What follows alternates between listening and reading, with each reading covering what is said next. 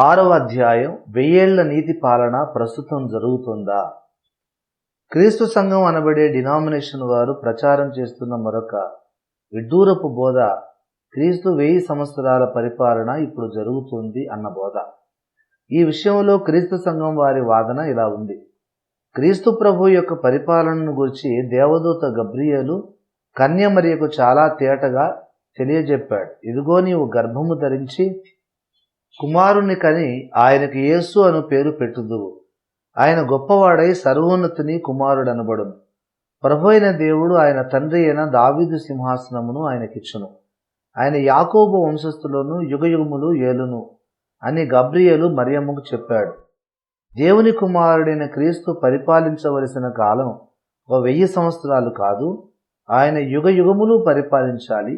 ఆయనకు యుగయుగముల రాజ్యం ఉన్నప్పుడు మళ్ళీ 1000 సంవత్సరాల స్వల్పకాల రాజ్యం ఆయనకెందుకు? 1000 సంవత్సరముల పరిపాలన అనేది ఒక ప్రకటన గ్రంథంలో తప్ప దైవ గ్రంథంలో ఇంకెక్కడా చెప్పబడలేదు.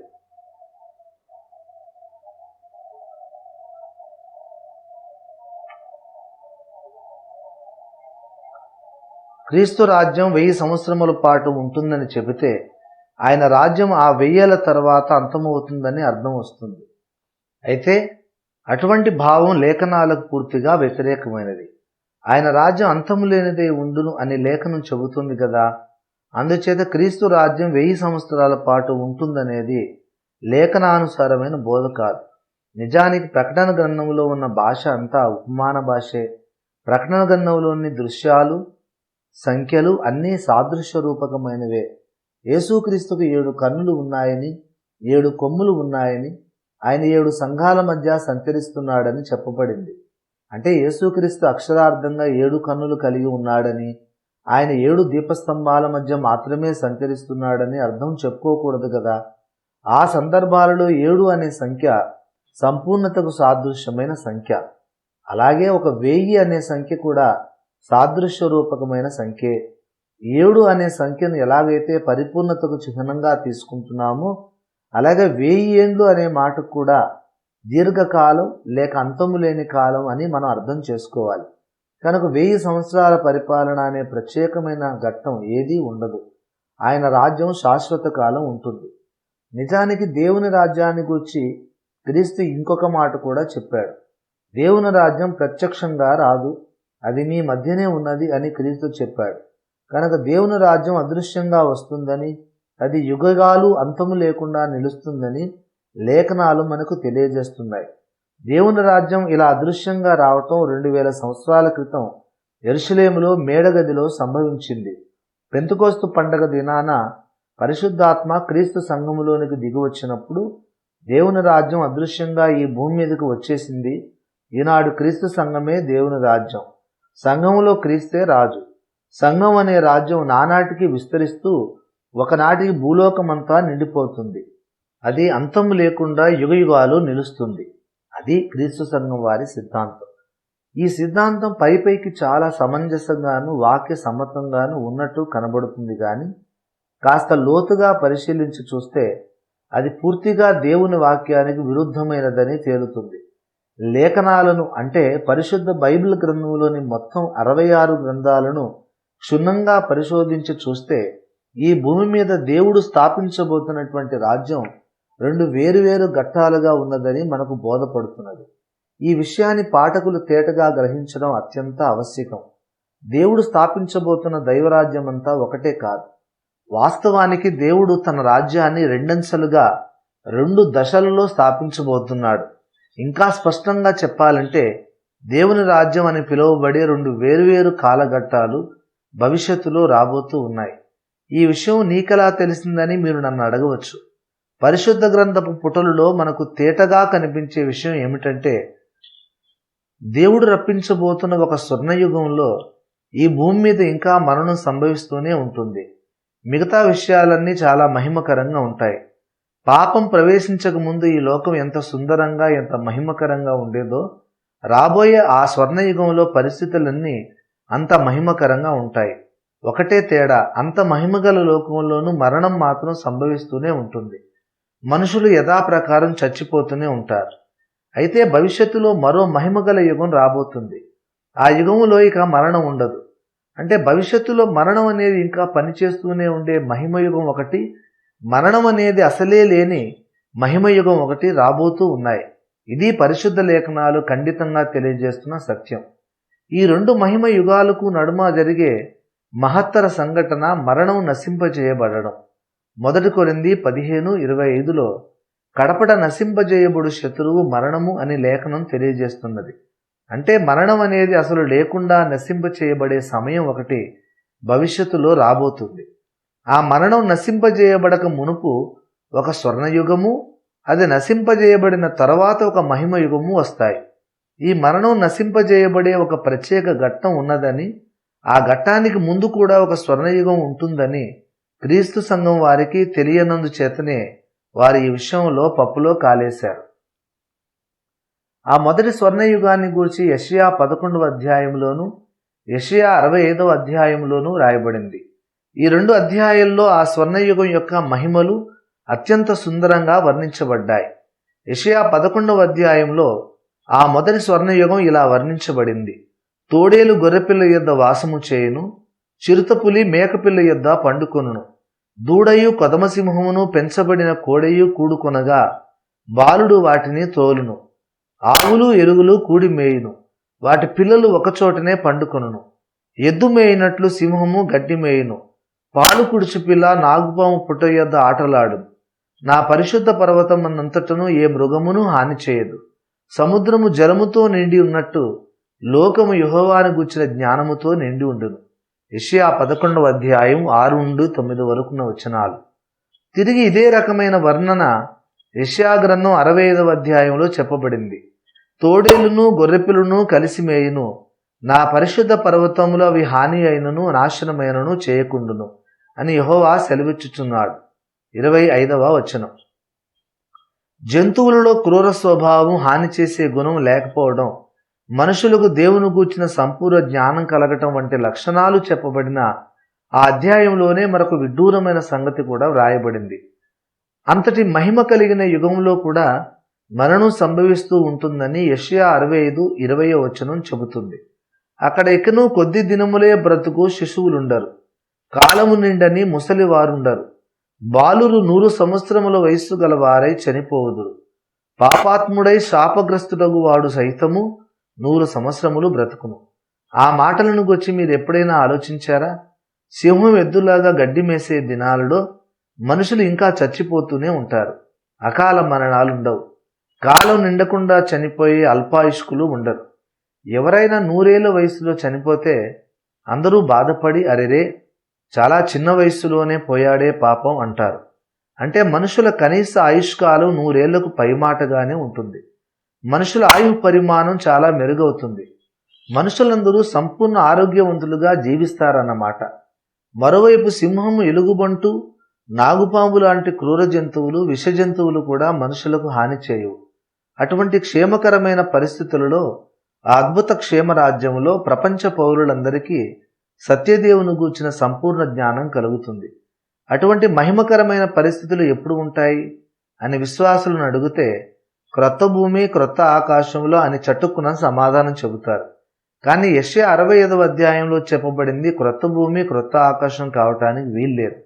ఎందుకంటే క్రొత్త భూమి క్రొత్త ఆకాశములో మరణం ఉండదు కదా. మరి క్రొత్త భూమి క్రొత్త ఆకాశాన్ని గూర్చి ప్రకటన 2:14లో మరణము ఇక ఉండదు అని వ్రాయబడింది.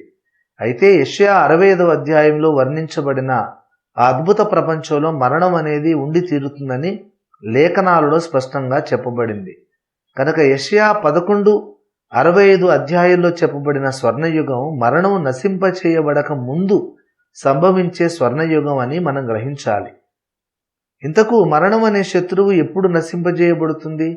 కడపట అంటుంది లేఖనం. 1 కొరింథీ 15:26.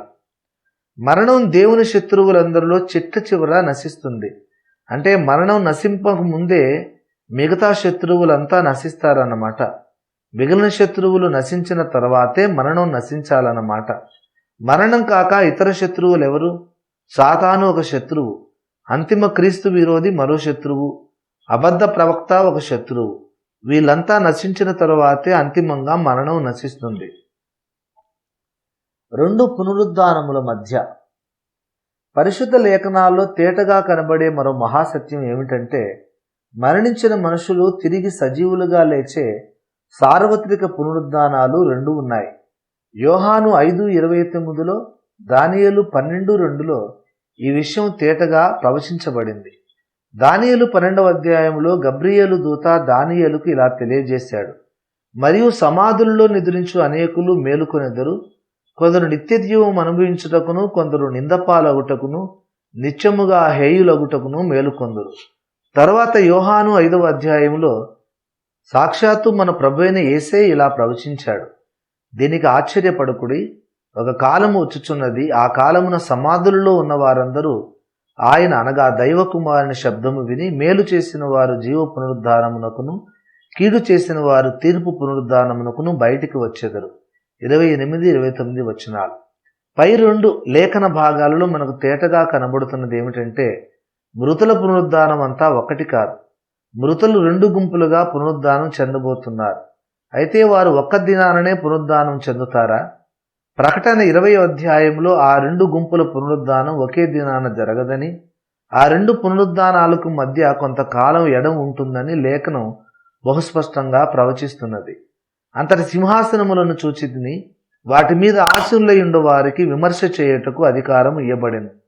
మరియు క్రూర మృగమునకైనను దాని ప్రతిమకైనను నమస్కారము చేయక, తమ నొసలయందు గాని చేతుల యందు గాని దాని ముద్ర వేయించు కొనని వారిని యేసు విషయమే తామిచ్చిన సాక్ష్యము నిమిత్తము, దేవుని వాక్యము నిమిత్తమును శిరచ్ఛేదనము చేయబడిన వారి ఆత్మలను చూచితిని. వారు బ్రతికిన వారై 1000 సంవత్సరములు క్రీస్తుతో కూడా రాజ్యము చేసిరి. ఆ 1000 సంవత్సరములు గడుచు వరకు కడమ మృతులు బ్రతకలేదు. ఇదియే మొదటి పునరుద్ధానం. 4-5 వచనాలు. ఈ లేఖన భాగంలో మనకు తేటగా కనబడుతున్న సత్యం ఏమిటంటే, రెండు పునరుద్ధానాలు ఒకే సమయంలో జరగవు. నీతిమంతులు అనీతిమంతులు ఒకే ఘట్టములో పునరుద్ధానం చెందరు. ఆ రెండు పునరుద్ధానాలకు మధ్య ఖచ్చితమైన కొంతకాలం ఎడం ఉంటుంది. ఆ రెండు పునరుద్ధానాల మధ్య ఉండే కాలం ఒక 1000 సంవత్సరాలు. ఇప్పుడు ప్రకటన 20వ అధ్యాయంలో ప్రవచింపబడిన సంఘటనలను వరుసగా చెప్పుకుందాం. మొదటి, క్రూర మృగానికి నమస్కారం చేయనందు చేత క్రూర మృగం అంతిమ క్రీస్తు విరోధి చేత చంపబడిన హతసాక్షులు పునరుద్ధానం చెందుతారు. 2, ఆ భక్తులు తిరిగి లేచిన ఘట్టమే మొదటి పునరుద్ధానం. 3, మొదటి పునరుద్ధానములో తిరిగి లేచిన భక్తులు క్రీస్తుతో పాటు 1000 సంవత్సరాలు భూమిని పరిపాలిస్తారు. 4, ఈ 1000 సంవత్సరాల పరిపాలన ప్రారంభ దశలో దేవుని శత్రువులైన క్రీస్తు విరోధి, అబద్ధ ప్రవక్త అగ్ని గంధకముల గుండములో వేయబడతారు. 5, సాతాను తాత్కాలికంగా చెరలో వేయబడతాడు గాని అప్పటికింకా శాశ్వతంగా నాశనం చేయబడడు. ప్రకటన 22. 6, సాతాను అనే ప్రధాన శత్రువు ఇంకా నశింపచేయబడలేదు గనక ఆ శత్రువు కూడా నశింపచేయబడిన తర్వాతనే కడపట చిట్ట చివర మరణం అనే శత్రువు నశింపచేయబడాలి. కనుక అప్పటికింకా మరణించడం అనే ప్రక్రియ మనుష్యుల్లో జరుగుతూనే ఉంటుంది. 7, సాతాను తాత్కాలికంగా బంధింపబడిన ఆ 1000 సంవత్సరాల కాలంలో క్రీస్తు భక్తులు భూలోకాన్ని పరిపాలిస్తూ ఉంటారు గనక భూమి మీద నీతి సమాధానం ఉంటాయి. 8, ఆ 1000 సంవత్సరాలు గడిచే వరకు కడమ మృతులు, అవిశ్వాసులు, భక్తిహీనులు బ్రతకలేదు అనే లేఖనం చెబుతున్నది. కనుక ఆ 1000 సంవత్సరాలు గడిచిన తర్వాతనే అవిశ్వాసుల పునరుద్ధానం జరుగుతుంది. మరణం అనే శత్రువు నశింపజేయబడవలసిన సమయం కడపట. కనుక ఆ 1000 సంవత్సరాల కాలం ముగిసిన తర్వాత సాతాను తాత్కాలిక చెరకాలం ముగిసి అతడు శాశ్వతంగా నాశనం చేయబడిన తర్వాతనే మరణం నశింపచేయబడాలి. అలాగైతేనే 1 కొరింథీ 15:26 నెరవేరుతుంది. అదే జరుగుతుందని ప్రకటన 20వ అధ్యాయం 14వ వచనం సాక్ష్యం ఇస్తుంది. ఇప్పుడు 1000 సంవత్సరాల నీతి పాలన విషయంలో క్రీస్తు సంఘం డినామినేషన్ వారి వాదన సత్యం కావటం ఎందుచేత అసంభవమో లేఖనానుసారంగా వివరిస్తాను వినండి. పెంతుకోస్తు నాడు పరిశుద్ధాత్ముడు దిగిరావడంతోనే ఈ భూమి మీద క్రీస్తు రాజ్యం లేదా 1000 ఏళ్ల పాలన ప్రారంభమైందని క్రీస్తు సంఘం అనబడి డినామినేషన్ పెద్దలు సెలవిస్తున్నారు. ఒకవేళ అదే నిజమైతే మరి అవిశ్వాసుల పునరుద్ధానం మాట ఏమిటి? అవిశ్వాసుల పునరుద్ధానం ఎప్పుడు సంభవిస్తుంది? క్రీస్తు ప్రభును నిత్య రాజ్యానికి 1000 పరిపాలన అనేది ఒక ఉపమాన నామమేనని క్రీస్తు సంఘం వారు చెబుతున్నారు. ఒకవేళ 1000 రాజ్యం అనే మాటకు నిత్య రాజ్యం అనే అర్థం చెప్పుకుంటే, ఆ 1000 సంవత్సరములు గడుచు వరకు అనే మాటకు నిత్య రాజ్యం గడుచు వరకు అని భాష్యం చెప్పుకోవలసి ఉంటుంది. నిత్య రాజ్యం గడవడం అనేది ఉండదు కదా. అది నిజంగా నిత్య రాజ్యమే అయితే అది ఎన్నటికీ గతించదు. అది గతించిపోవడం అనే మాట అసలు ఎవరూ ప్రస్తావించకూడదు. ఆ 1000 సంవత్సరములు గడుచు వరకు కడమ మృతులు అనగా అవిశ్వాసులు బ్రతకలేదు అంటున్నది లేఖనం. అంటే ఆ 1000 సంవత్సరములు గడిచాక అవిశ్వాసులు బ్రతుకుతారని కదా అర్థం. ఇక్కడ ఎదురవుతున్న ఇబ్బందిని తప్పించుకోవడానికే క్రీస్తు సంఘం వారు అవిశ్వాసులకు అసలు పునరుద్ధానమే లేదని తెగేసి చెప్పారు. నిత్యరాజ్యము గడుచు వరకు కడమ మృతులు బ్రతకలేదు అని వ్రాయబడిందే గాని గడిచిన పిదపు వారు బ్రతికిరి అని వ్రాయబడలేదు కదా. నిత్యరాజ్యం ఎన్నటికీ గడిచిపోదు అన్న మాట వాస్తవమే. అది ఎన్నటికీ గడిచిపోదు గనక అవిశ్వాసులైన కడమ మృతులు అసలు ఎప్పటికీ పునరుద్ధానం చెందరని మనం అర్థం చేసుకోవాలని క్రీస్తు సంఘం పెద్దలు సిద్ధాంతీకరిస్తారు. అవిశ్వాసులకు ఎప్పటికీ పునరుద్ధానం కలగదు అని చెప్పడం ద్వారా క్రీస్తు సంఘం వారు దానియేలు 12:2, యోహాను 5:28-29లో వ్రాయబడిన లేఖనాలకు పూర్తిగా విరోధులవుతున్నారు. లేఖనం ఇలాగు చెప్పుచున్నది అంటూ బోధ ప్రారంభించి ఆ లేఖనాల ద్వారానే తాము ఖండింపబడే దుస్థితికి క్రీస్తు సంఘం వారు చేరుకున్నారు. ముందు వెనుకలు చూసుకోకుండా, వాక్య సారాంశం ఏమిటో గమనించకుండా తమ పొరపాట్లను సమర్థించుకోవడానికి దురుద్దేశపూర్వకంగా వ్యాఖ్యానాలు చెబితే ఇలాగే ఉంటుంది. క్రీస్తు సంఘం వారు ఏమైనా చెప్పనివ్వండి, విశ్వాసులకే కాదు అవిశ్వాసులకు పునరుద్ధానం ఉంటుందన్నది లేఖనం చెబుతున్నా తిరుగులేని సత్యం.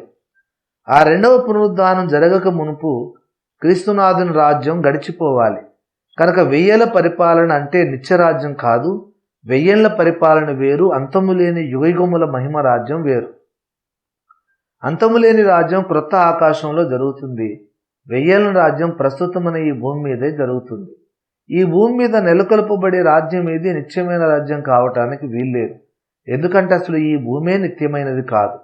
మరొక మాట, అవిశ్వాసులకు అసలు పునరుద్ధానమే ఉండదని చెప్పడానికి క్రీస్తు సంఘం పెద్దలు లూకా 16వ అధ్యాయంలో లాజరు ధనవంతుల కథను ప్రస్తావిస్తారు. ఆ కథలో యేసు ఆ ధనవంతుడు మరణించిన దినాన్నే అగ్నిజ్వాలలో యాతన పడుతూ ఉన్నాడని చెప్పాడు గనక అవిశ్వాసులందరూ తాము మరణించిన దినాన్నే ధనవంతుడు వెళ్ళిన చోటికి వెళతారు. ఇదివరకు అగ్నిజ్వాలలో యాతన పడుతున్న వారికి మళ్ళీ పునరుద్ధానం ఎందుకు, తీర్పు ఎందుకు? అందుచేత ఇక అవిశ్వాసులకు పునరుద్ధానం అనేది ఉండదు, ఉండనక్కరలేదు అని క్రీస్తు సంఘం వారు సిద్ధాంతీకరించారు. అయితే ఇక్కడ మళ్ళీ క్రీస్తు సంఘం వారికి తల బొప్పి కడుతుంది. ఎందుకంటే నరకంలో ఆత్మలే కాదు శరీరాలు కూడా శ్రమపడతాయని సాక్షాత్తు సర్వజ్ఞాని అని యేసునాథుడు వాక్రుచ్చాడు. మత్తయి 10:28 చూడండి. మరియు ఆత్మను చంపనేరక దేహమునే చంపు వారికి భయపడకుడి గాని ఆత్మను దేహమును కూడా నరకములో నశింపజేయగలవానికి మిక్కిలి భయపడుడి.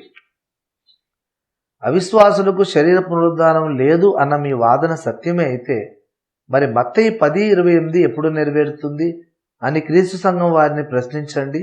దానికి వారు జవాబు చెప్పకుండా తెల్లమొహం వేస్తారు. ఆత్మను దేహమును నరకములో దేవుడు నశింపచేయగలడు అన్నాడే గాని అలా నశింపజేస్తాడు అనలేదు కదా అని క్రీస్తు సంఘం వారు వాదించవచ్చు. నాకు తెలుసు వాళ్ళ వాదనలన్నీ అలాగే అడ్డుగోలుగా ఉంటాయి. ఆత్మను శరీరమును కూడా నరకములో నశింపచేయగలవాడు అని యేసు ప్రభు అన్నాడంటే అలా శరీరాన్ని ఆత్మను నశింపజేస్తాడని అర్థం కాదని క్రీస్తు సంఘం వారు అడ్డంగా వాదిస్తే వాదించనివ్వండి. మత్తయి 10:28కి మనం ఏ భాష్యం చెప్పుకున్నా అది దానియేలు 12:2, యోహాను 5:28-29 వచనాలలో ఉన్న లేఖనంతో అంగీకరించాలి, ఏకీభవించాలి. సంబంధిత లేఖనాలను గాలికి వదిలేసి ప్రతి లేఖనానికి వేరువేరుగా తమకు అనుకూలమైన వ్యాఖ్యానాలు చెప్పుకోవడం క్రీస్తు సంఘం వారి ప్రత్యేకత. దానియేలు 12:2, యోహాను 5:29ని మత్తయి 10:28తో సమన్వయపరిస్తే పుట్టే వ్యాఖ్యానం ఏమిటంటే పునరుద్ధానాల్లో రెండవదైన తీర్పు పునరుద్ధానములో సమాధుల్లో నుండి సశరీరుగా లేపబడే అవిశ్వాసులు నరకాగ్నిగుండంలో పడద్రోయబడతారు. కనుక వారి ఆత్మలు శరీరాలు సంయుక్తంగా అగ్నికందకాల గుండకములో యుగయుగాలు చిత్రహింసను అనుభవిస్తారు. కీడు చేసిన వారు కూడా సమాధుల్లో నుండి బయటికి వస్తారు అని లేఖనం చెబుతున్న విషయాన్ని మనం విస్మరించకూడదు. రెండవ పునరుద్ధానములో ఎప్పుడూ అగ్నిలో పడద్రోయబడటం ఏమిటి? మరణ సమయములోనే అవిశ్వాసులు అగ్ని జ్వాలలోనికి వెళతారని కదా యేసు చెప్పాడు అని ఇక్కడ కొందరికి సందేహం కలుగుతుంది. క్రీస్తు సంఘం వారు ఈ ప్రశ్నను తప్పక లేవదీస్తారు. నిజమే సోదర, పాతాళములోనూ అగ్ని ఉంది, అగ్ని గంధకాల సరస్సులో కూడా అగ్ని ఉంది. అయినా అగ్ని గంధకాల సరస్సు అనగా నరకం వేరు, పాతాళం వేరు. అలాగే పరదేశు వేరు, పరలోకం వేరు. పరదేశు పరలోకం ఎలా కాదో అలాగే పాతాళం నరకం కాదు. నరకంలో వెళ్ళవలసిన వారు ముందుగా ఇంటర్మీడియట్ చదివినట్టు పాతాళంలోకి వెళతారు. డిగ్రీ చదవక ముందు దానికి తగిన సబ్జెక్ట్ ఇంటర్మీడియట్లో చదివినట్టు పరలోకానికి వెళ్ళవలసిన వారు ముందుగా పరదేశులోనికి వెళతారు. పరదేశు పాతాళం ఒక కోవకు చెందినవి. అగ్ని గంధకాల సరస్సు పరలోకము ఇంకో కోవకు చెందినవి. ఈ రెండు స్థలాల మధ్య ఒక ముఖ్యమైన తేడా ఉంది. అదేమిటంటే పరదేశులోను పాతాళములోను మనుషులు అసంపూర్ణులుగా ఉంటారు. అయితే పరలోకములోను నరకములోను అలా అసంపూర్ణులుగా ఉండడానికి వీల్లేదు, సంపూర్ణులుగా మాత్రమే ఉండాలి. మళ్ళీ ఈ సంపూర్ణులు అసంపూర్ణులు ఏమిటి అని తికమక పడకండి.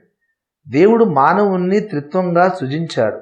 శరీరము, ఆత్మ, ప్రాణము అనే 3 విభాగాల కలయికే మానవుడు.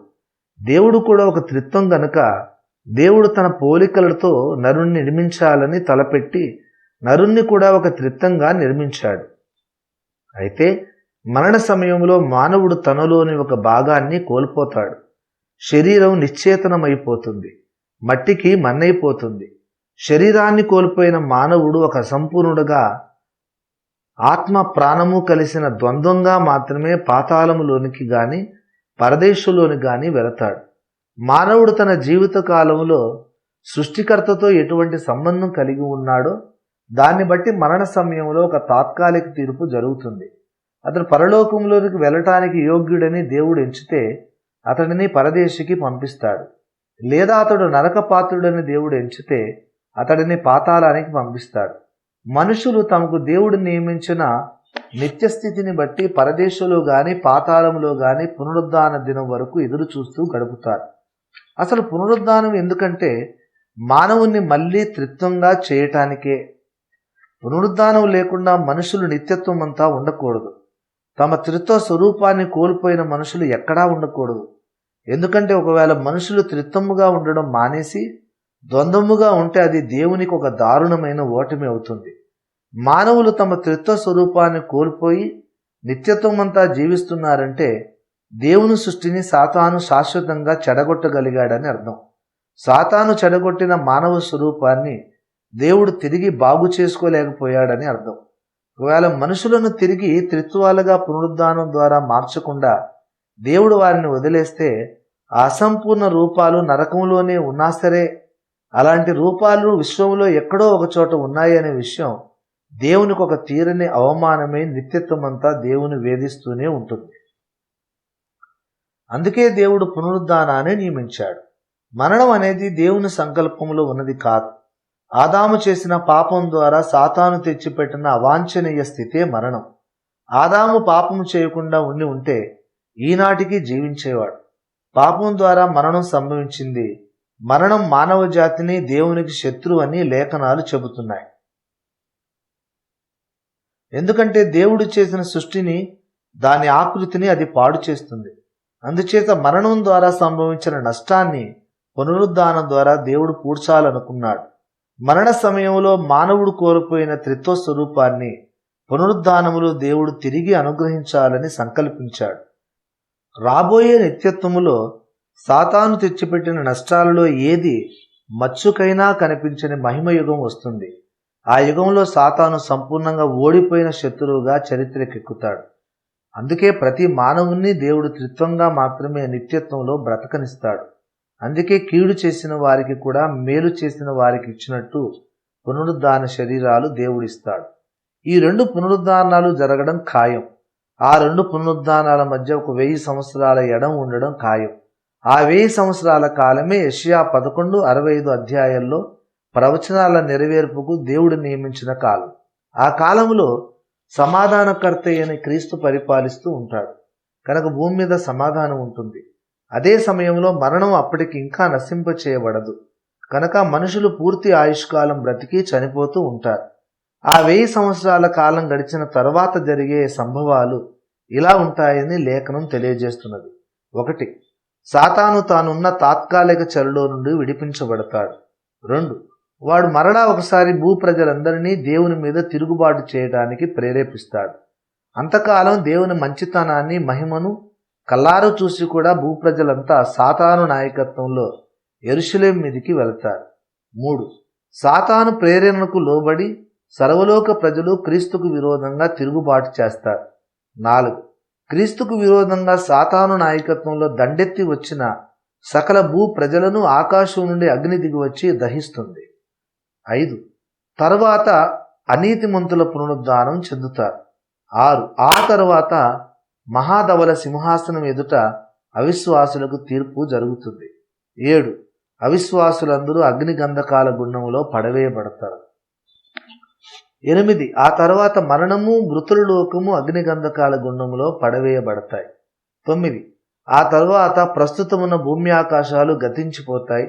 దేవుడు క్రొత్త భూమిని క్రొత్త ఆకాశాన్ని సృజిస్తాడు. 10. ఆ క్రొత్త భూమి క్రొత్త ఆకాశంలో మళ్ళీ ఒక మహిమలోకం ప్రారంభమవుతుంది. ఆ మహిమ ప్రపంచంలో కూడా క్రీస్తే రాజు. ఆయన రక్తము చేత కొనబడిన సంఘమే పట్టపు రాణి. ఆ రాజ్యానికి ఇక అంతం లేదు. ఆ రాజ్యం యుగ యుగాలు యుగ యుగాంతముల వరకు ఉంటుంది. ఆ రాజ్యంలో ఇక మరణం ఉండదు. పైన చెప్పిన సంభవాలకు క్రీస్తు సంఘం వారి సిద్ధాంతంలో అసలు స్థానమే లేదు. క్రీస్తు సంఘం అనబడే డినామినేషన్ వారికి అసలు ప్రకటన గ్రంథం మీద సరైన అవగాహనే లేదు. మేము క్రొత్త నిబంధన సంఘమై ఉన్నాము, పాత నిబంధన కొట్టివేయబడినది, మాకు పాత నిబంధనతో నిమిత్తము లేదు అని ప్రకటించుకునే క్రీస్తు సంఘం వారు క్రొత్త నిబంధనలో ఏకైక ప్రవచన గ్రంథమైన ప్రకటన గ్రంథంలోని పై ప్రవచనాలను బొత్తిగా విస్మరించడం చాలా విడ్డూరం. ఒకవేళ ప్రస్తుతం జరుగుతున్నదే క్రీస్తు రాజ్యం అయితే ఈ క్రింది విషయాలు ఇప్పుడు జరుగుతూ ఉండాలి. 1. సాతాను ఇక భూనివాసులను శోధించడానికి వీలు లేకుండా వాడు బంధింపబడి ఉండాలి. 2. ఇప్పటికే క్రీస్తు భక్తులు పునరుద్ధానులై మహిమ శరీరాలతో రాజ్యమేలుతూ ఉండాలి. 3. వ్యాధుల చేత యాక్సిడెంట్ల చేత కలిగే అకాల మరణాలు ఉండకూడదు. ప్రతి వ్యక్తి చనిపోకముందు కనీసం 100 సంవత్సరాలు బ్రతకాలి. 4. లోకమంతా దేవుని గూర్చిన జ్ఞానంతో నింపబడి ఉండాలి. 5. సింహం మాంసాహారం మానేసి ఎద్దులాగా గడ్డి తింటూ బతకాలి. పైన చెప్పిన పరిస్థితులు ఇప్పుడు లేవు గనక ప్రస్తుతం జరుగుతున్నది 1000 ఏళ్ల పరిపాలన కాదు. వినడానికి చెవులు ఎవరికైనా ఉంటే వారు వింటారుగాక. క్రీస్తు 1000 ఏళ్ల పరిపాలన అనేది ఒక ప్రత్యేక ఉద్దేశంతో నిత్య రాజ్యాన్ని ప్రారంభించక మునుపు ఇప్పుడున్న భూమి మీదనే దేవుడు స్థాపించబోతున్న ఒక తాత్కాలిక మహిమ రాజ్యం. క్రీస్తు సంఘం వారి మిడిమిడి జ్ఞానపు బోధల చేత ఎవరు వాక్య సారాంశానికి దూరంగా తొలగిపోకండి. ఇదే యెహోవా వాక్కు. అపచారం. క్రీస్తు రాజ్యం భవిష్యత్తులో రాబోతూ ఉన్నదంటే ప్రస్తుతం ఆయన రాజు కాడన్నట్టే కదా. క్రీస్తు ప్రస్తుతం కూడా రాజే గనుక ఆయన రాజ్యం మునుముందు రాబోతుందని చెప్పకూడదు అంటారు క్రీస్తు సంఘం వారు. క్రీస్తు రాజ్యం భవిష్యత్తులో రాబోతున్నదని చెబుతున్నానంటే ఆయన ఇప్పుడు రాజు కాడు అంటున్నానని అర్థం చేసుకోకూడదు. ఆయన ప్రస్తుతం కూడా రాజే. అయితే ఆయన యెరూషలేములో సింహాసనం నెలకొల్పి దృశ్యరూపిగా ఏలే రోజు భవిష్యత్తులో రాబోతున్నది అని మాత్రమే నేను చెబుతున్నాను. దేవుడు మహిమపరచబడాలి అని చెబితే ప్రస్తుతం ఆయన మహిమ లేనివాడు అని అర్థం కాదు కదా. అలాగే క్రీస్తు రాజ్యం భూమి మీదకి రావాలి అని చెబితే ప్రస్తుతం క్రీస్తు రాజ్యం లేదని అర్థం కాదు. 7వ అధ్యాయం. అసలు 1000 ఏళ్ల నీతి పాలన ఎందుకు? గత అధ్యాయంలో క్రీస్తునాథుని 1000 ఏళ్ల పరిపాలన తప్పక జరిగి తీరవలసిన భవిష్యత్ సంభవాన్ని నిరూపించాక ఇంకా జవాబు చెప్పవలసిన ప్రశ్న ఒకటి మాత్రం మిగిలిపోయింది. అసలు యుగయుగాల అంతము లేని రాజ్యం ఏలవలసిన ఆ మహిమా స్వరూపునికి మళ్ళీ వేరొక 3 ముచ్చట వంటి 1000 ఏళ్ల తాత్కాలిక రాజ్యం ఎందుకు కావలసి వచ్చింది? అవును, ఇది నిజంగానే చాలా సమంజసమైన ప్రశ్న. 1000 ఏళ్ల రాజ్యాన్ని గూర్చి, ఆ రాజ్యానికి ముందు వెనక జరిగే సంభవాల గూర్చి తెలుసుకున్నాక ఆలోచనాపరుల మనస్సులో అనేక ప్రశ్నలు పుడతాయి. 1000 పరిపాలన ప్రారంభం కాకమునుపు క్రీస్తు విరోధిని, అబద్ధ ప్రవక్తను అగ్నిగుండంలో పడవేసినప్పుడు వాళ్ళతో పాటు సాతానును కూడా అగ్నిగుండంలో ఎందుకు పడవేయకూడదు? మళ్ళీ తాత్కాలిక చెర, మళ్ళీ విడిపించడం, ఈ న్యూసెన్స్ అంతా ఎందుకు? నిజమే, నిత్యమైన రాజ్యం ఏలవలసిన క్రీస్తు ఒక 1000 సంవత్సరాల తాత్కాలిక రాజ్యం ఏలడం, మళ్ళీ అందులోకి అనేకమైన విడ్డూరపు పనులు చేయడం, ఇదంతా మన ఇంగితానికి విరోధంగా కనిపిస్తుంది. సాతానును బంధించి మళ్ళీ వదిలేయడం కూడా ఒక తెలివి తక్కువ పనిగా కనబడుతుంది. అయితే మర్చిపోకండి, దేవుని వెరితనము మనుషుల జ్ఞానం కంటే జ్ఞానం కలది. 1 కొరింథీ 1:25. దేవుని ప్రవర్తన వెరితనంగా మనకు కనిపించినప్పుడు అందులో మన ఊహల కందని అనంతమైన జ్ఞానం ఇమిడి ఉన్నదని మనం గ్రహించాలి. యుగ యుగాంతముల వరకు ఉండబోతున్న శాశ్వత రాజ్యాన్ని పరిపాలించబోతున్న యేసునాథుడు అంతకుముందు ఖచ్చితంగా ఒక 1000 సంవత్సరాలు మాత్రమే ఉండే ఒక రాజ్యాన్ని ఇదే భూమి మీద అక్షరాల శరీరధారిగా, దృశ్యరూపిగా పరిపాలించబోతున్నాడు. ఎందుకంటే సర్వ విశ్వానికి ఒక మహాప్రాముఖ్యమైన పాఠాన్ని నేర్పించడానికి. ఆదాము సంతానమైన మానవులు రక్షింపబడడానికి దేవుడు ఒక జటిలమైన విధానాన్ని నియమించాడు. నమ్మి బాప్తిస్మం పొందువాడు రక్షింపబడును అన్న ఒక్క వాక్యాన్నే తీసుకుంటే రక్షణ పొందడం సులభమేనన్న అభిప్రాయం కలుగుతుంది. కానీ రక్షణ మరీ అంత సులభమేమీ కాదు. మానవుడు తన పాప జీవితం నుండి దేవుని తట్టు మల్లుకొని మారుమనసు పొందాలి, నూతనంగా తిరిగి జన్మించాలి. రక్షణ పొందడానికి బహిరంగంగా నీటిలో బాప్తిస్మం పొందాలి. ఈ మూర్ఖతరం నుండి వేరు కావాలి. ఇది ఇరుకు మార్గం. ఈ మార్గంలో ప్రవేశించాక నడవడం మాత్రమే కష్టతరం అనుకుంటున్నారేమో. అసలు ఇందులో ప్రవేశించడమే మహా కష్టతరమైన పని. ఇరుకు ద్వారమున ప్రవేశింప పోరాడుడి అన్నాడు క్రీస్తునాథుడు లూకాసు వార్త 13:24లో. ప్రవేశించడానికే పోరాడాల్సి వస్తుందట. ఎందుకు పోరాడాలి? ఆ ఇరుకు మార్గంలో ప్రవేశించే వారిని ప్రవేశించనీయకుండా అడ్డుకునే శక్తులు అనేకం ఉంటాయి గనుక ఒక వ్యక్తి క్రీస్తు యేసునకు తన సొంత రక్షకునిగా స్వీకరించాలని నిర్ణయించుకుంటే అతనికి ఎదురయ్యే పోరాటం ఇంత అంత కాదు. అతడి కుటుంబ సభ్యులు, అతడి మిత్రుడు, అతడి చుట్టూ ఉన్న సమాజం, దాని కట్టుబాట్లు, అంధకార రాజ్యపు అదృశ్య శక్తులు ఇవన్నీ ఏకమై అతడికి వ్యతిరేకంగా పోరాడతాయి. ఒకటి రక్షణ పొందాలంటే ఇంత పోరాటాన్ని ఎందుకు ఎదుర్కోవాల్సి వస్తుంది? తన చుట్టూ ఉన్న తరం నుండి ఎందుకు వేరు కావాలి?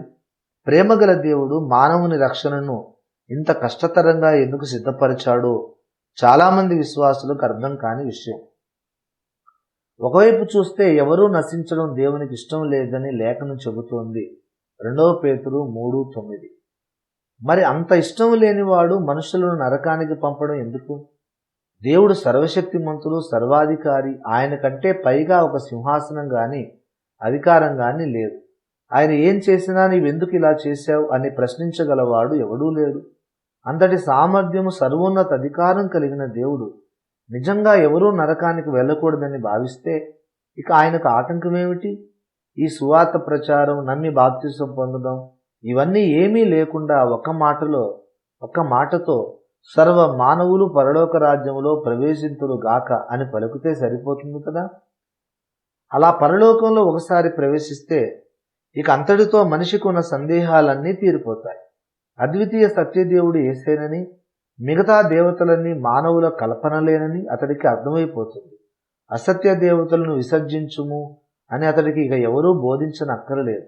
జారత్వం, త్రాగుడు ఇత్యాది పాపకార్యాలకైతే ఇక అవకాశమే ఉండదాయే. ఇక నిత్యత్వం అంతా మానవజాతి అంతా ఆనందంగా దేవుని స్తుతిస్తూ ఉంటుంది. ఇలా సులభంగా అందరినీ రక్షించకుండా దేవుడు ఎందుకు ఇరుకు మార్గాన్ని నియమించాడు? ఇది అనేక మందిలో దాగి ఉన్న సందేహం.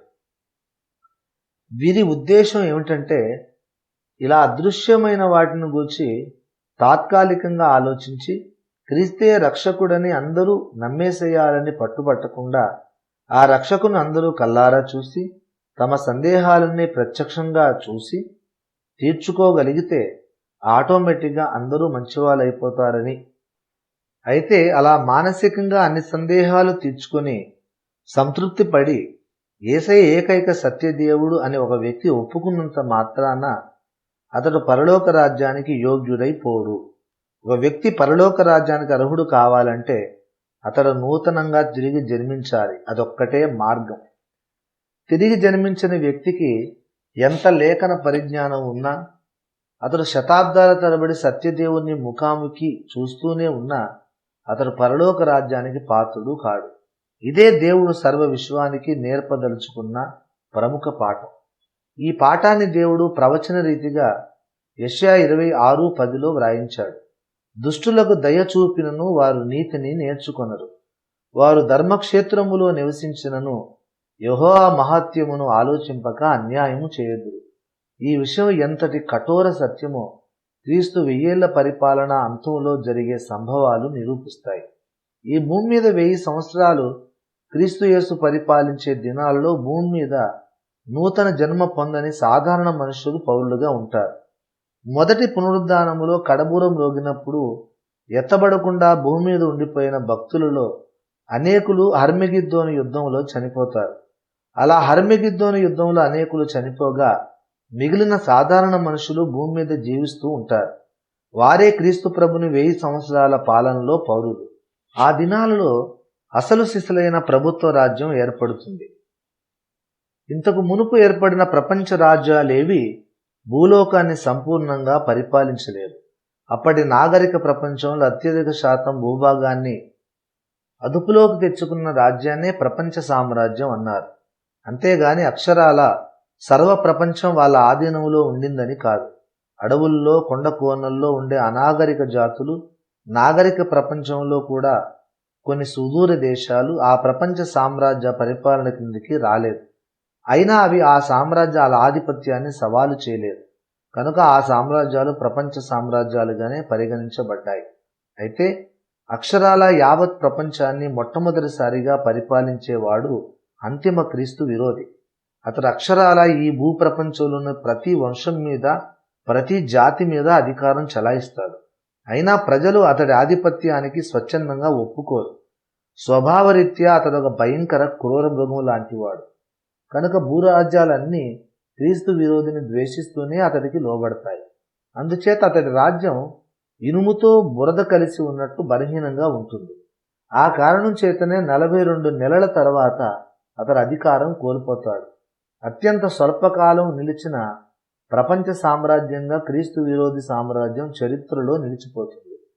ఆ తర్వాత 70వ వారపు అంతంలో క్రీస్తు విరోధిని అబద్ధ ప్రవక్తను హర్మెగిద్దోను యుద్ధంలో క్రీస్తునాథుడు పట్టుకొని ప్రాణాలతోనే అగ్నిగుండంలో పడివేసి అతడి ఆధిపత్యములోని సేనలను ఒక ద్రాక్షగానుగులోని ద్రాక్షల వలె తొక్కి ప్రపంచ రాజ్యాల సేనలన్నిటినీ సర్వనాశనం చేస్తాడు. ఆ సమయంలో క్రీస్తు పాదాల క్రింద నలిగిపోయిన మానవ సేనల రక్తం మెగిద్దో లోయ నుండి 300 కిలోమీటర్ల దూరం గుర్రాల కళ్ళెములు మునిగిపోయేంత లోతైన నదిగా ప్రవహిస్తుంది. ప్రకటన 14:20. మహిమ శరీరదారులైన క్రీస్తును ఆయన వెంట ఉన్న పరిశుద్ధులను పరలోక సేనలను మానవ నిర్మితమైన ఆయుధాలు ఏమీ చేయలేవు. ఈ విషయం భూప్రజలకు స్పష్టంగా అర్థమైపోతుంది. దానికి తోడు యావత్ ప్రపంచాన్ని భయం గుప్పిట్లో ఇరికించి గడగడలాడించిన ప్రపంచ నియంతనే క్రీస్తు అవలీలగా జయించడం భూనివాసులకు భయాశ్చర్యాలను కలిగిస్తుంది. అకస్మాత్తుగా ఆకాశం నుండి ఊడిపడిన ఆ మహిమగల సూర్యుడిని ప్రపంచాధిపతిగా అంగీకరించడమే తెలివైన పని అని భూనివాసులంతా ఇట్టే ఒక నిర్ణయానికి వచ్చేస్తారు. క్రీస్తు యెరూషలేమునకు తరలి వెళ్ళి అక్కడ దావీదు సింహాసనాన్ని నెలకొల్పి యూదాగోత్రములో పుట్టిన వాడిగా తాను ఆ సింహాసనానికి వారసుడినని ప్రకటించుకొని అక్కడి నుండే తాను ప్రపంచాన్ని ఏలబోతున్నట్టు ప్రకటిస్తాడు. అంతటితో క్రీస్తునాథుని 1000 సంవత్సరాల పరిపాలన ప్రారంభమవుతుంది. ఆదికాండం 15వ అధ్యాయంలో దేవుడు అబ్రహాముకు వాగ్దానం చేసిన భూభాగాన్ని దేవుడు చెప్పిన పొలిమేరల మేరకు ఇశ్రాయేలు జనాంగం ఎప్పుడూ ఆక్రమించుకోలేదు. యెహోషువ నాయకత్వంలోనే గాని మహాధిపత్యం పొందిన దావీదు మహారాజు కాలంలో గాని సొలొమోను కాలంలో గాని ఎన్నడూ దేవుడు నియమించిన పొలిమేరల వరకు ఇశ్రాయేలు రాజ్యం విస్తరించలేదు.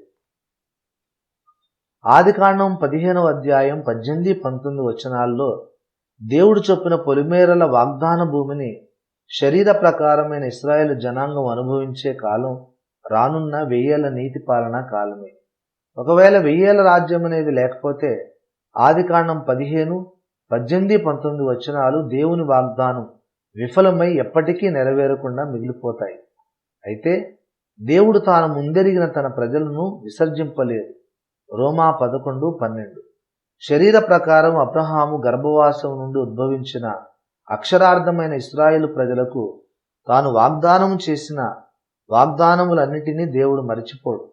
ఆ సకల వాగ్దానాలను నెరవేర్చడం, క్రీస్తు 1000 పరిపాలనను నియమించడంలో దేవునికున్న ఉద్దేశాల్లో ఒకటి. క్రీస్తు నీతి పాలనలో మొట్టమొదటిసారిగా యెరూషలేము అనే పేరు ఆ పట్టణానికి సార్థక నామధేయం అవుతుంది. యెరూషలేము అంటే శాంతి నిలయం అని అర్థం. కానీ ఎప్పుడో సొలొమోను పరిపాలనలో స్వల్పకాలం మినహాయిస్తే యెరూషలేమునకు అసలు ఎప్పుడూ శాంతి లేదు. సమాధానకర్తకు అధిపతి అయిన యేసు లేకుండా సమాధానం ఎక్కడి నుండి వస్తుంది? రానున్న 1000 క్రీస్తు రాజ్యంలో మొట్టమొదటిసారిగా యెరూషలేము శాంతి నిలయం అవుతుంది. నెరవేరకుండా మిగిలిపోయిన వాగ్దానాలన్నీ ఇశ్రాయేలు జనాంగం పట్ల నెరవేరుతాయి. యెరూషలేము భూలోకంలోని సకల రాజ్యములకు శిరస్సు అవుతుంది. ఇర్మియా 31:7. ఆ కాలంలోనే యెరూషలేము నగరాన్ని గూర్చి, ఇశ్రాయేలు దేశాన్ని గూర్చి ప్రజలు అది నీతి క్షేత్రం అని, ప్రతిష్ఠిత పర్వతం అని చెప్పుకుంటారు. ఆ పరమ సొలొమోను రాజ్యములోనే 47వ కీర్తన 2వ వచనం నుండి 10వ వచనం వరకు ఉన్న పరిస్థితులు అక్షరాలా సంభవిస్తాయి. ఆ నీతి పాలన యుగములోనే 48వ కీర్తనలో చెప్పబడిన యెరూషలేము పట్టణం సర్వభూమికి సంతోషకరంగా ఉంటుంది. 2వ వచనం. ఆ మహిమకరమైన దైవ పరిపాలనలోనే యెషయా గ్రంథం 2వ అధ్యాయంలో ఉన్న ప్రవచనము నెరవేరుతుంది. అంత్య దినములో పర్వతముల పైన యెహోవా మందిర పర్వతము పర్వత శిఖరమున స్థిరపరచబడి కొండల కంటే ఎత్తుగా ఎత్తబడును. ప్రవాహము వచ్చినట్లు సమస్త అన్యజనులు దానిలోనికి వచ్చెదరు. ఆ కాలమున సియోనులో నుండి ధర్మశాస్త్రము, యెరూషలేములో నుండి యెహోవా వాక్కు బయలువెళ్ళును. జనములు గుంపులు గుంపులుగా వచ్చి యాకోబు దేవుని మందిరమునకు, యెహోవా పర్వతమునకు మనం వెలుదము రండి. ఆయన తన మార్గముల విషయమై మనకు బోధించును, మనం ఆయన త్రోవలలో నడుతుము అని చెప్పుకొందురు. 2-3 వచనాలు.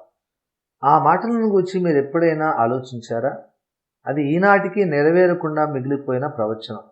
సమస్తమైన అన్యజనులు యెరూషలేములోనికి రావాలి. అక్కడ వారు దేవుని మార్గాన్ని గూర్చి ఉపదేశం పొందాలి. అంటే యెరూషలేము యావత్ ప్రపంచానికి ఆధ్యాత్మిక విద్యా కేంద్రం అవుతుంది. అందులోనూ ఈ ప్రవచనం నెరవేరవలసిన కాలం ప్రత్యేకంగా గమనార్హం. ఈ ప్రవచనం అంత్య దినములలో నెరవేరవలసి ఉంది.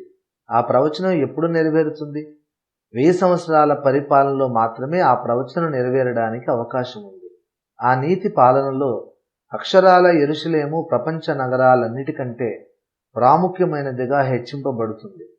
పరిశుద్ధ దేవుని గూర్చిన విజ్ఞానం ఆ నగరంలో నుండి నది వలె ప్రవహించి సర్వలోకాన్ని ముంచెత్తుతుంది.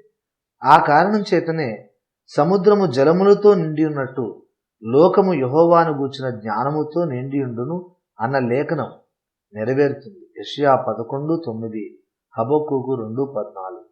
ఆ మహిమగల నీతి పాలనలో ప్రపంచమంతటా శాంతి సమాధానాలు వెలువరుస్తాయి. యుద్ధాలనేవి అసలు ఉండవు. అసత్య దేవతలు అనేవి అసలు భూమి మీద ఉండకుండా మటుమాయం అవుతాయి. మానవ కల్పిత మతాలు ఏమీ ఉండవు. అసలు దేవుడంటే ఎవరో, ఆయన కుమారుడంటే ఎవరో, ఆ దేవుని వ్యక్తిత్వం, తత్వం, ఆయన పద్ధతులు ఏమిటో భూప్రజలందరికీ తేటతెల్లం అవుతాయి. ఆ దినాల్లో దేవుడు లేడు అనేవారు భూమి మీద ఉండరు. అసలు దేవుడు ఎవరు అన్న ప్రశ్న ప్రజల మనస్సుల్లో ఉండదు. దేవుడు ఉన్నాడని, ఆ దేవుడు యేసేనని అందరికీ తెలిసిపోతుంది. ఆ సత్యదేవుని పాలనలో ప్రపంచంలో చెప్పుకోవటానికి మచ్చికి ఒక్క సమస్య కూడా ఉండదు. సకల ప్రజలు సకల సౌకర్యాలతో, శాంతి సౌభాగ్యాలతో, దేవుని గూర్చిన పరిపూర్ణ విజ్ఞానంతో వర్ధిల్లుతారు. ఆ నీతి పాలనలో లంచగొండితనం, అవినీతి వంటి పరిపాలనా లోపాలుండవు. త్రాగుడు, జూదం, వ్యభిచారం వంటి వ్యసనాలు, పాపకార్యాలు ఎక్కడా కనిపించవు. ఒక్క మాటలో చెప్పాలంటే ఎటువంటి లోపము లేని పరిపూర్ణ ప్రపంచం అది. అటువంటి పరిపూర్ణ ప్రపంచంలో 1000 సంవత్సరాల పాటు మనుషులు బ్రతుకుతారు. సర్వ మానవులు తాము అనుభవిస్తున్న స్వర్ణయుగాన్ని బట్టి ఆనందిస్తారు. సకల ప్రజలు యెరూషలేమును గూర్చి, అందులో సింహాసనాసీనుడై ఉన్న రాజాదిరాజైన యెహోవా తనయుని గూర్చి సంతోషిస్తూ ఉంటారు. అయితే అంతటి మహిమలో జీవిస్తున్న ఉన్న మనుషుల్లో కూడా ఆదాము పాప స్వభావం యొక్క అవశేషం ఇంకా మిగిలే ఉంటుంది. వాళ్ళందరూ అలా పరిశుద్ధంగా జీవిస్తున్నారంటే దానికి కారణం ఆ ప్రపంచంలో జోద గృహాలు, వ్యభిచార గృహాలు, మద్యపానశాలలు లేకపోవటమే.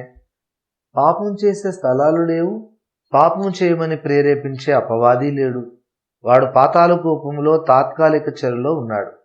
గనుక తప్పనిసరి పరిస్థితుల్లో భూనివాసులంతా పరిశుద్ధులై దేవునికి విధేయులై ఉంటారు.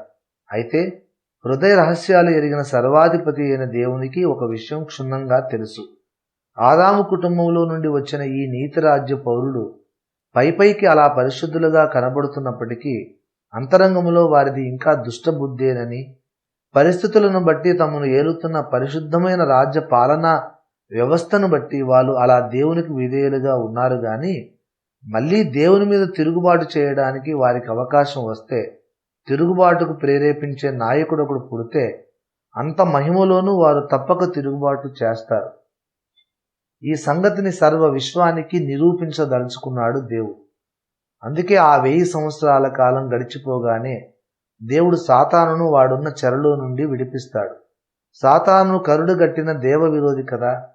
వాడు తనకు విడుదల దొరకగానే తిరిగి దేవుని పదవీచ్యుతిని చేయడానికి మరోసారి ప్రయత్నిస్తాడు. భూప్రజలారా, ఇది ఒక క్షేమరాజ్యమేనా? మనుషులకు స్వేచ్ఛనివ్వకుండా బలవంతాన మద్యం కొట్లు, వ్యభిచార గృహాలు లేకుండా చేసి తానేదో గొప్ప కార్యం వెలగబెట్టానని, భూలోకంలో నీతిని స్థాపించానని ఆ దావీదు కుమారుడు డంబాలు పలుకుతున్నాడు. న్యాయంగా ఆలోచించి చూడండి, ఇది ఒక విధమైన బానిస బ్రతుకు కాదా? అసలు మీ అభిప్రాయాలకు ఆయన ఏమైనా విలువనిస్తున్నాడా? ఇంకెంతకాలం స్వేచ్ఛ లేకుండా ఈ క్రీస్తు పాలనలో మరమనుషుల్లాగా బ్రతుకుతారా? మీరు లోపల ఎంత మదన పడిపోతున్నారో నాకు తెలుసు. అందుకే మీ పాలిట రక్షకుడినై నేను వచ్చేశాను. పోరాడదాం రండి. ఆ దావీదు కుమారుణ్ణి గద్దె దింపండి. నన్ను మీ రాజుగా ఎన్నుకోండి. నా రాజ్యంలో మీకు ఇప్పుడున్న శాంతి సమాధానాలు, సకల సౌకర్యాలు ఎలాగూ ఉంటాయి. దానికి తోడు మీకు కావలసినంత స్వేచ్ఛ కూడా ఉంటుంది అంటూ వాడు భూనివాసులందరినీ మళ్ళీ ఒకసారి మోసం చేసి తన గుప్పిట్లోకి తెచ్చుకుని వారిని యెరూషలేము నగరం మీద దాడికి బయలుదేరదీస్తాడు. భూజనులంతా రెండో ఆలోచన లేకుండా గొర్రెల్లాగా సాతాను నాయకత్వంలో యేసు మీదికి యుద్ధానికి బయలుదేరుతారు. అది చాలు దేవునికి. దేవుని ఉద్దేశం నెరవేరింది. పతనమైపోయిన నరజాతి స్వభావం ఉపదేశం చేత, నీతి బోధల చేత బాగు చేయడానికి వీలు లేనంత నికృష్టమైనదని దేవుడు ప్రకటించిన తీర్పు న్యాయమైనదేనని తేలిపోతుంది. ఎంత బైబిల్ పరిజ్ఞానం ఉన్నా, ఎంతగా క్రైస్తవ ఆచారాలకు అలవాటు పడినా, శరీర సంబంధమైన ప్రతి దురలవాటుకు మనిషి దూరంగా జీవించినా ఆ బలవంతపు నీతి ప్రవర్తన సరిపోదని, వాక్యమనే అక్షయ బీజం ద్వారా నూతనంగా తిరిగి జన్మించవలసిందేనని దేవుడు నియమించిన శాసనం ఎంత అత్యవసరమైనదో, ఎంత సమంజసమైనదో సకల విశ్వ పౌరులు తేటగా తెలుసుకుంటారు. మానవ స్వభావ నీచత్వాన్ని అందరికీ చూపించడమే దేవుని ఉద్దేశం గనుక ఇక అప్పుడు యుద్ధం ఏమీ జరగదు. యెరూషలేము చుట్టూ గుమికూడిన భూప్రజల మీదకి ఆకాశం నుండి అగ్ని దిగివచ్చి వారిని దహిస్తుంది. ఆ తర్వాత వారిని మోసపుచ్చిన సాతాను అగ్నిగంధకాల గుండములో పడవేయబడతాడు. ప్రకటన 29:10. ఆ తరువాతనే మరణము, పాతాళలోకము అగ్నిగంధకాల గుండములో పడవేయబడతాయి. కడపటి శత్రువు నశిస్తుంది. ప్రకటన 20:14. ఒక వ్యక్తి నూతనంగా తిరిగి జన్మించినప్పుడు అతనిలోనికి దేవుని జీవం వస్తుంది. అతనిలోని ఆదాము స్వభావం సిలువేయబడుతుంది. ఆ అనుభవం లేని వారిని కూడా దేవుడు కనికరించి పరలోకానికి తీసుకువెళ్ళగలడు. అయితే అలా తీసుకెళ్తే వాడు ఎప్పుడో సుదూర భవిష్యత్తులో తానొక రెండవ లూసిఫర్గా మారే అవకాశం ఉంది. అయితే విశ్వచరిత్రలో జరిగిపోయిన ఆ విషాదకర సంఘటనలు మళ్ళీ పునరావృతం కావడం దేవునికి ఇష్టం లేదు.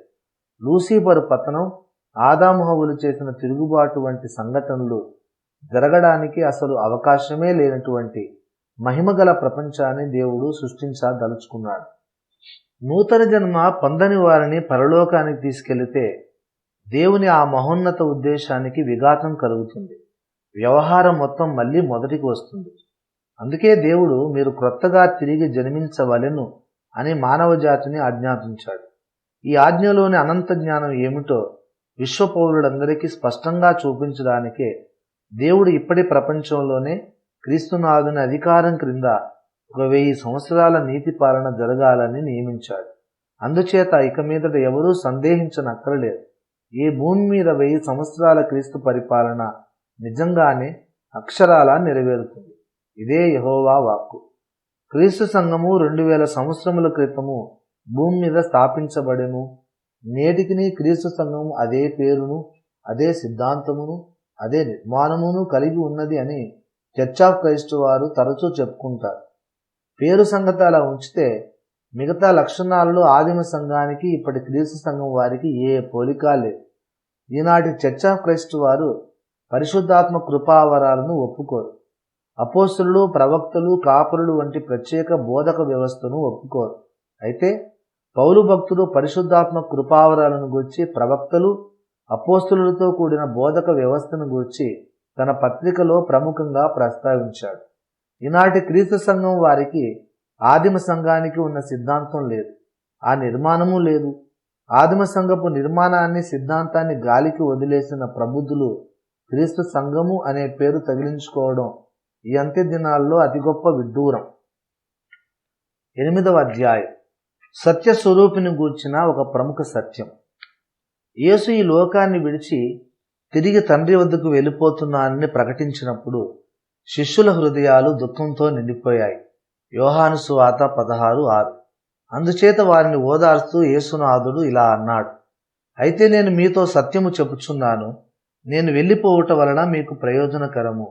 నేను వెళ్ళని ఎడల ఆదరణకర్త మీ యొద్దకు రాడు. నేను వెళ్ళిన ఎడల ఆయనను మీ యొద్దకు పంపుదును. యోహాను సువార్త 16:6-7. యేసుక్రీస్తు తండ్రి వద్దకు తిరిగి వెళ్ళిపోవటం సంఘానికి ప్రయోజనకరం. ఆ ప్రయోజనం ఏమిటంటే యేసు తిరిగి తండ్రి యొద్దకు వెళితే పరిశుద్ధాత్ముడు రాగలుగుతాడు. అది ప్రయోజనం. మరి పరిశుద్ధాత్ముడు రావటం వలన కలిగే ప్రయోజనం ఏమిటి? ఆయన రాకపోతే సంఘాన్ని కలిగే నష్టం ఏమిటి? పరిశుద్ధాత్ముడు వచ్చి క్రీస్తు సంఘాన్ని సర్వసత్యములోనికి నడిపిస్తాడు. అది పరిశుద్ధాత్ముడు రావటం వలన సంఘానికి కలిగే ప్రయోజనం. సంఘానికి సత్యం కావాలి. క్రీస్తు ప్రజలకు సత్యం తెలియాలి. ఎందుకంటే అబద్ధమునకు జనకుడైన వాని ఏలుబడిలో, అబద్ధాలమయమైన ఈ ప్రపంచంలో సత్యానికి స్తంభమై ఆధారమై నిలవటానికి క్రీస్తు తన సంఘాన్ని ఈ భూలోకంలో స్థాపించాడు. అసలు అబద్ధాల చీకటితో నిండిపోయిన ఈ ప్రపంచంలో తిరిగి సత్యాన్ని గూర్చి సాక్ష్యం ఇవ్వటానికే యేసు పుట్టాడు. యోహాను సువార్త 17:37. సత్యాన్ని గూర్చి సాక్ష్యం ఇవ్వటం యేసు జన్మములోని ఒక ప్రధాన ఉద్దేశం.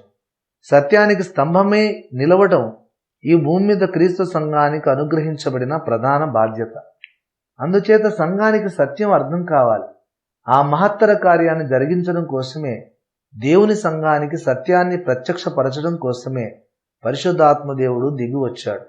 అంటే మనకు సత్యం అర్థం కావాలంటే పరిశుద్ధాత్మ అంటే ఎవరో ఏమిటో మనకు తెలియాలి. లేకపోతే ఆయనతో సహవాసం చేయలేం. ఆయన నడిపించే సర్వసత్యములోనికి మనం వెళ్ళలేం. పరిశుద్ధాత్మను గూర్చి తెలుసుకునే మహద్భాగ్యం ఈ లోక సంబంధులకు ఇవ్వబడలేదు. లోకము ఆయనను చూడదు, ఆయనను ఎరుగదు, కనుక ఆయనను పొందనేరదు. యోహాను సువార్త 14:17. అయితే క్రీస్తును వెంబడిస్తున్న విశ్వాసులు అటువంటి అజ్ఞాన దశలో జీవించనక్కరలేదు. మీరు ఆయనను ఎరుగుదురు, ఆయన మీతో కూడా నివసించును, మీలో ఉండును. యోహాను సువార్త 14:17. అది అత్యంత హర్షదాయకమైన విషయం. క్రీస్తు సంఘం పరిశుద్ధాత్మను గూర్చి తెలుసుకోకుండా అజ్ఞానంలో ఉండిపోనక్కర్లేదు. ఆమె పరిశుద్ధాత్మను గూర్చి క్షుణ్ణంగా తెలుసుకోవచ్చు, ఆయనను ఎరగవచ్చు, ఆయనతో వ్యక్తిగతంగా సహవాసము చేయవచ్చు. అది దేవుడు తన సంఘ కన్యకకు అనుగ్రహించిన ఆధిక్యత. అయితే ఈనాడు ప్రపంచవ్యాప్తంగా ఒక అత్యంత విషాదకర పరిస్థితి నెలకొని ఉంది. ఈ అంత్యకాలపు సంఘ కన్యకకు పరిశుద్ధాత్మ ఎవరో తెలియదు. ఈనాడు రిబ్కాకు ఎలియెజరుతో పరిచయం లేదు. మరి ఈనాటి సంఘం రాకడలో ఎలా ఎత్తబడుతుందో, ఎత్తబడినా క్రీస్తుకు యుగయుగాల పట్టపు మహిషిగా ఎలా సింహాసనం మీద కూర్చోగలుగుతుందో అర్థం కాని విషయం. ఎలాగోలా సంఘం ఎత్తబడి రాజ్యం ఏరుతుంది లెమ్మని మీరు అంటారేమో. ఎలాగోలా ఎత్తబడడం అనేది ఏమీ ఉండదు. రిబ్కా ఇస్సాకును కలుసుకోక ముందు ఎలియెజరుతో కలిసి అనేక మైళ్ళు ప్రయాణించింది. ఈనాటి సంఘం కూడా తన ప్రభు అయిన పరమ ఇస్సాకును మధ్యాకాశములో కలుసుకోవటానికి ఆమె పరిశుద్ధాత్మ దేవునితో సాహచర్యం చేయాలి. ఆయనతో కలిసి నడవాలి. ఆయన నేర్పించే సర్వసత్యాన్ని నేర్చుకోవాలి. పరిశుద్ధాత్మ దేవునితో పరిచయం కలిగి ఆయనతో నడిచే సంఘం సర్వసత్యాన్ని గ్రహించి సత్యానికి స్తంభమై నిలిచి అబద్ధాల మీద తాను నిర్మించిన అంధకార రాజ్యాన్ని కూకటి వేలుతో పెకలించి వేస్తుందని సాతానుకు తెలుసు. అందుకే వాడొక ఎత్తుగడ వేశాడు. అసలు పరిశుద్ధాత్మ అంటే ఏమిటో ఎవరో తెలుసుకోనీయకుండా దేవుని ప్రజలను అజ్ఞానాంధకారంలో ఉంచడానికి సాతాను పూనుకున్నాడు. ఫలితంగా సంఘములోనికి పరిశుద్ధాత్మను గూర్చి కూడా అనేక అబద్ధ బోధలు ప్రవేశించాయి. ఈనాడు క్రీస్తు సంఘానికి సత్యస్వరూపైన ఆత్మను గూర్చిన సర్వసత్యం తెలియదు. పరిశుద్ధాత్మ అంటే క్రీస్తే అంటాడు ఒక బోధకుడు. పరిశుద్ధాత్మ అసలు ఒక వ్యక్తి కాడు అంటాడు ఇంకొక వ్యాఖ్యాత. పరిశుద్ధాత్ముడు విద్యుత్ శక్తి లాంటి ఒక శక్తి మాత్రమేనని కొందరి నమ్మకం. పరిశుద్ధాత్మ కోసం కనిపెట్టి పొందాలని కొందరు చెబుతారు. ఆత్మను పొందనక్కర్లేదు అంటారు మరికొందరు. మనల్ని సర్వసత్యంలోనికి నడిపించడానికి ఆకాశ మహాకాశాలు దాటి దిగివచ్చిన పరిశుద్ధాత్మను గూర్చే మనం ఇన్ని విధాలుగా మల్లగుల్లాలు పడుతూ ఉంటే ఇక మనం సర్వసత్యాన్ని గ్రహించేటప్పుడు, సత్యానికి స్తంభాలమై నిలిచేటప్పుడు? ఒకప్పుడు డినామినేషన్ శాఖాభేదం లేకుండా పరిశుద్ధాత్మను పొందుము అని క్రైస్తవ కవులు పాటలు రాశారు, గానం చేశారు. ఈనాడు పరిశుద్ధాత్మను గురించి మాట్లాడటం మొదలుపెట్టగానే వీడు పెంతుకోస్తువాడు అంటూ పులిని చూసిన లేళ్లలాగా విశ్వాసులు బెదిరి పారిపోయే దుస్థితి దాపురించింది. ఎంత దారుణమీ దివాలా కోరుతనం! క్రీస్తునందున నా సోదర విశ్వాసులారా, ఈ చిమ్మ చీకటిని ఛేదిద్దాం రండి. అసలు పరిశుద్ధాత్మ అనే పరమాద్భుత వ్యక్తిని గూర్చి లేఖనం ఏమి చెబుతున్నదో పరిశోధిద్దాం రండి. అది కాదు ఆయన. పరిశుద్ధాత్మను గురించి క్రీస్తు సంఘంలో వ్యాపిస్తున్న అపోహలలో అన్నిటికంటే ప్రమాదకరమైనది పరిశుద్ధాత్మ ఒక వ్యక్తి కాదు, పరిశుద్ధాత్మ ఒక శక్తి అనే అభిప్రాయం. యెహోవా సాక్షులతో పాటు ఇంకా అనేక ఇతర గుంపుల వారు కూడా ఈనాడు ఇదే అభిప్రాయాన్ని వ్యక్తం చేస్తున్నారు. పరిశుద్ధాత్మ అనేది విద్యుత్ శక్తి, గురుత్వాకర్షణ శక్తి వంటి ఒక శక్తి మాత్రమేనని వీరి సిద్ధాంతం. పరిశుద్ధాత్మ ఒక శక్తి కాదని, ఆయన నిస్సందేహంగా ఒక వ్యక్తి అని ఇదివరకే నేను ఈ గ్రంథంలో 33-34 పేజీల్లో కొన్ని లేఖనాధారాలతో నిరూపించారు. ఆ అంశాన్ని నా 2వ గ్రంథం పరిశుద్ధ దేవుని గూర్చిన జ్ఞానములో నేను విపులంగా చర్చించాను. పరిశుద్ధాత్ముడు ఒక వ్యక్తి అనే విషయం పరిశుద్ధ లేఖనాల్లో ఎంత స్పష్టంగా రాయబడి ఉన్నదంటే ఆ సత్యాన్ని చూడకుండా ఎవరైనా మిస్ కావటమే మహా కష్టం. మధ్యాహ్న కాలపు సూర్యుని వెలుగును చూడకుండా ఎవరైనా ఎలా ఉండగలరు? వారు గుడ్డివారైతే తప్ప నడినెత్తిన ఆకాశంలో సూర్యుడు ప్రకాశిస్తున్నాడన్న విషయాన్ని గమనించకుండా ఉండలేరు. మిట్ట మధ్యాహ్నం సూర్యుడు ప్రకాశిస్తున్నాడన్న సంగతి కళ్ళున్న ప్రతి వాడికి ఆటోమేటిక్గా ఎలా తెలిసిపోతుందో, అలాగే పరిశుద్ధాత్ముడు ఒక వ్యక్తి అనే విషయం కూడా నిజమైన శిష్యుడికి లేఖనాలతో అంతే స్పష్టంగా కనబడుతుంది. అసలు ఒక వ్యక్తి తన మనసులో ఈ విషయంలో ముందే ఎలాంటి అభిప్రాయాన్ని ఏర్పరచుకోకుండా యథార్థ హృదయంతో తెరవబడిన మనోనేత్రాలతో బైబిల్ను చదివితే తప్పకుండా అతనికి పరిశుద్ధాత్మ ఒక వ్యక్తి అనే అభిప్రాయమే కలుగుతుంది తప్ప పరిశుద్ధాత్మ ఒక శక్తి అనే అభిప్రాయం ఎంత మాత్రమూ కలగదు. పరిశుద్ధాత్మ నిస్సందేహంగా ఒక వ్యక్తేనని నా ఇతర గ్రంథాలలో నేను తగినంతగా విశదీకరించాను కనుక ప్రస్తుత గ్రంథంలో కేవలం 2 విషయాలు మాత్రమే నేను ఈ సందర్భంగా మీ ముందు ఉంచుతాను. యెషయా గ్రంథం 68:16లో ఒక వ్యక్తి మాట్లాడడం మనం చూస్తాం.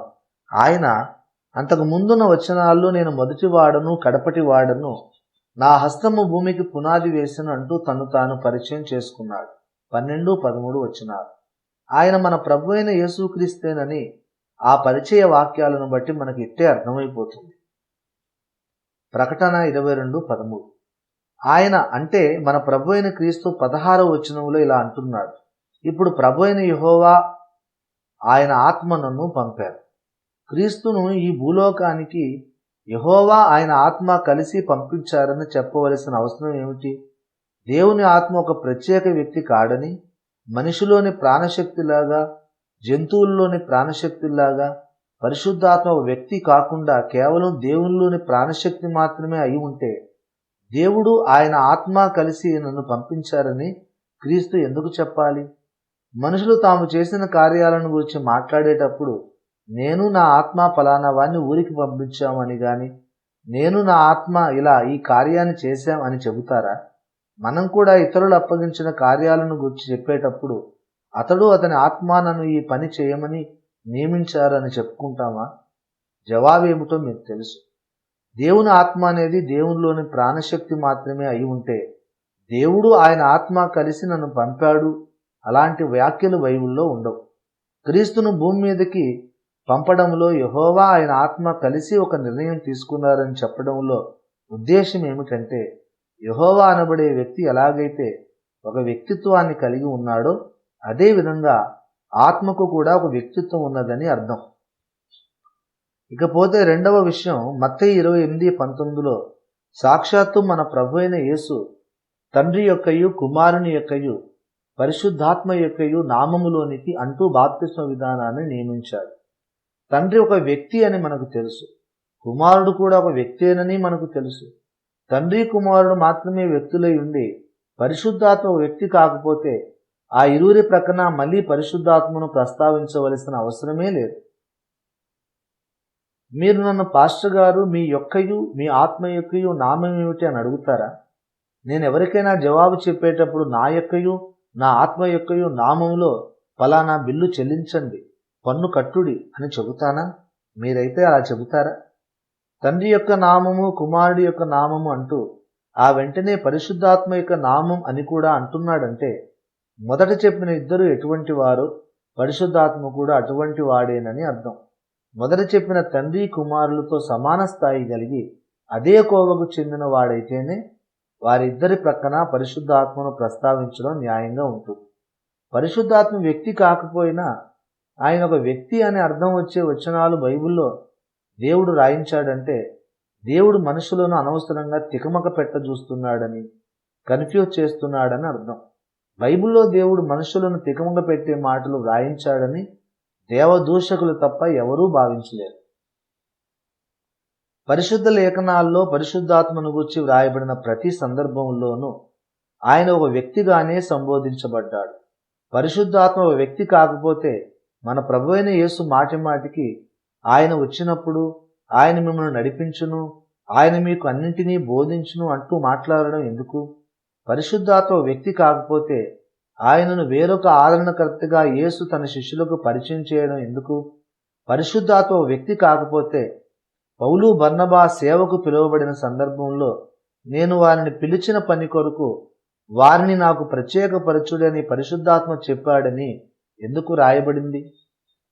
పరిశుద్ధాత్మ ఒక శక్తి అయితే ఆత్మను దుఃఖపరచకుడి అని పౌలు ఆదిమ విశ్వాసులకు ఎందుకు హెచ్చరించాడు?